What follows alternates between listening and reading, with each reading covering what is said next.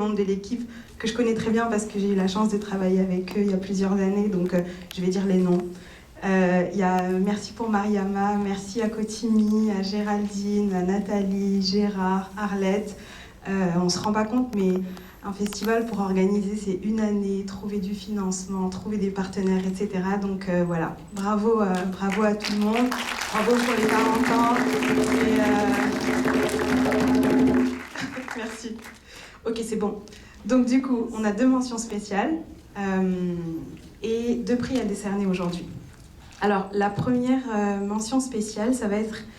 Ouais, c'était un long métrage exceptionnel de sororité.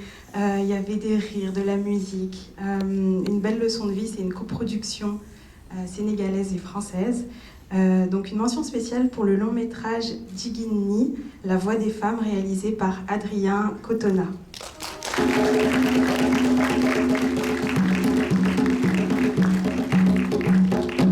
Génial, merci. Ok, deuxième mention spéciale, c'est un court-métrage d'amitié. Et je vois Bousmaha ici, que j'ai pas cité tout à l'heure. Un grand merci pour l'équipe aussi. Oui, donc un film d'amitié de débrouillardise. C'est l'histoire de 4 amis mécaniciens qui se débrouillent pour que un gars de la bande se trouve une chaise d'handicapé. Donc voilà, ça aborde aussi cette thématique-là. Si vous l'avez déjà vu, je vous ai un petit peu spoilé, mais donc une deuxième mention spéciale pour Maïbé, réalisée par Mamé Seleman Diaye, une production sénégalaise.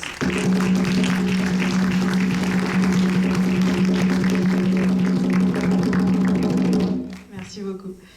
Donc maintenant, les prix. Donc merci beaucoup pour la remise des prix dans notre catégorie. C'est vraiment génial de pouvoir souligner le travail de jeunes réalisateurs et jeunes réalisatrices. Donc le prix du meilleur court-métrage, ça a été unanime. Là vraiment, on était tous d'accord. C'est une histoire de résilience, l'histoire d'une maman célibataire qui doit s'occuper de son enfant handicapé. Et voilà, ça nous a touchés. On a eu des moments de grande émotion. Donc félicitations à Mouhamadou Magdar Diao pour son court-métrage Yadikoun, le Petit Prince.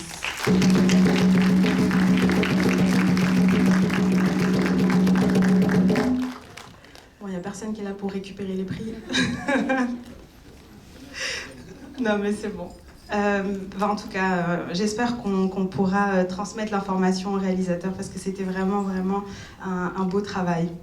Et donc je vais terminer, je vais essayer de faire court, pas trop long, mais le dernier long métrage, petite fierté parce que c'est une production de l'océan Indien et puis voilà, je suis originaire des îles Comores, donc le dernier long métrage, c'est l'histoire d'un thriller en fait, c'est un suspense captivant, pareil, qui a fait l'unanimité.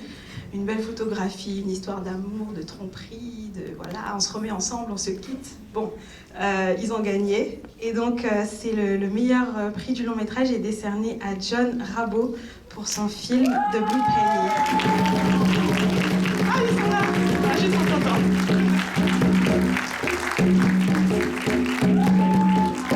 Bravo.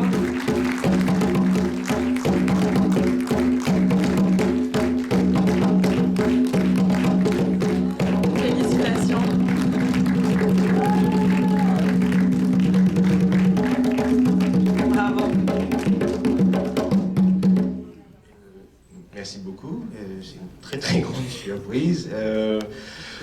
Tout simplement, c'est un projet qui a commencé pendant le confinement en 2020.